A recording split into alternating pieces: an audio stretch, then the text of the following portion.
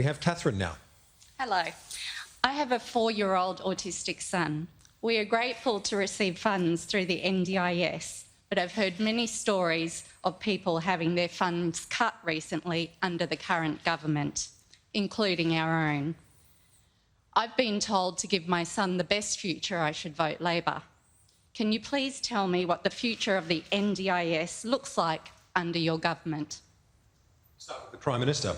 Yeah. Well, thank you, Catherine. What's your son's name? Ethan. Ethan, he's 4. He's 4. Jenny and I have been blessed. We've got 2 children that haven't had to go through that. And so for parents with children who are disabled, I can only try and understand your aspirations for those children. And I think that is the beauty of the National Disability Insurance Scheme. And I pay credit to Gillard, who initiated this when she was Prime Minister. It was a very complex system. It's bigger than Medicare now. It actually costs more every year than it costs to run Medicare, and those costs will continue to increase. But the thing I love about the NDIS is it's not welfare.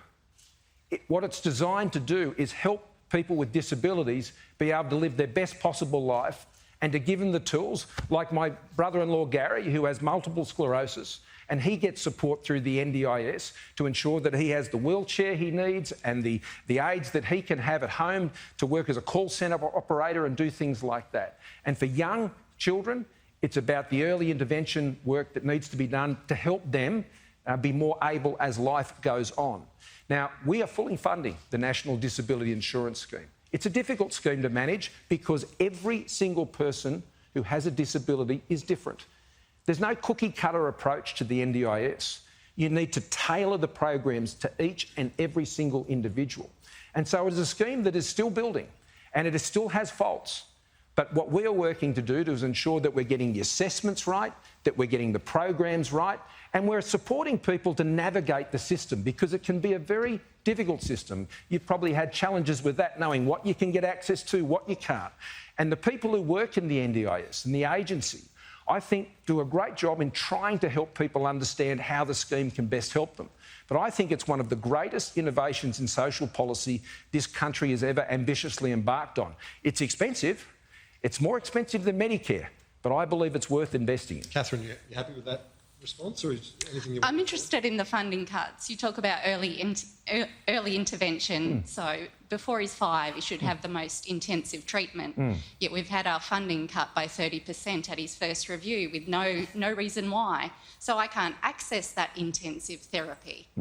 Well, I'd be interested to know the specific case that you're referring to, and I'm happy to get those details after. As you know, assessments are done along the way. It's a large program, and we're trying to ensure that the support that is being given is well targeted, and we're able to provide support to many thousands of people who use this scheme. But I'd be happy to look at and have my ministers also look at your case. Catherine, we'll do that after the forum. We'll come and find you and put you in touch. Mr Albanese, your response on this? Well, thanks very much, Catherine, for sharing your story of young Ethan and the challenges that he faces with funding cuts being imposed on him.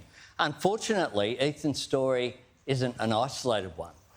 There are parents, and every member of Parliament is getting constituent representations from people saying, I have had a family member's funding cut. I met in Canberra with Bill Shorten, one of the architects of the NDIS. It was a proud Labor reform. It's always Labor that does the big changes that make a difference to people's lives, make sure that people aren't left behind. And the NDIS is one of them, a proud Labor reform that we will fix. Because what's happening with some of these assessments done in isolation, one example that I had was Ellie, who's a Brisbane woman who came to Canberra to tell her story, and we held a press conference in Parliament House. She needs a colostomy bag. And part of the assessment that she had was that she could reuse colostomy bags rather than be given new ones, just wash them out. Now, that places, because of her health condition, her health potentially in acute danger because she's susceptible to infection, and the end-up cost is even more. So if we're sensible about this and get it right, one of the things about the NDIS is that it certainly isn't welfare. All of the analysis shows if you allow everyone to participate in society, you'll get better outcomes, obviously better social outcomes, but you'll also get better economic outcomes as well. Catherine, thank you so much. Mr Albanese... Kieran, just before you go if you can quickly, please. Anthony's right. It's a great reform. As I said, I acknowledge the work of Bill as well as Julia. It is often Labor. They started Medicare as well. But it's always the Liberals and Nationals have to work out how to pay for these things. And that's what we've done over the last 8 years. Now, I make this point very importantly because I said at the start that this election is really about the economy. And if you don't have a strong economy, then programs like the National Disability Insurance Scheme, just like the Pharmaceutical Benefit Scheme when Labor were in power last time, they couldn't list medicines because they couldn't manage money.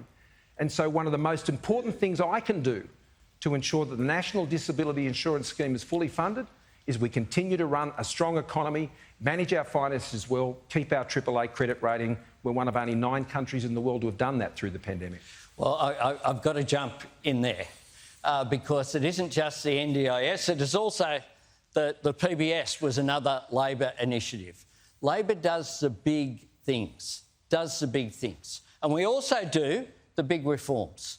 And what the Prime Minister has attempted to say there is we have an issue paying for things. Well, if you look at the big economic reforms, we just went through 3 decades of consecutive economic growth because of the Hawke-Keating reforms that happened.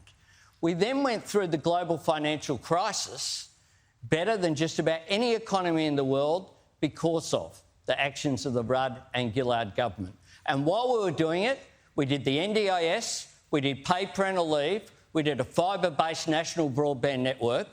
Labor does the big reforms. And we just had a debate before about renewables and electric vehicles.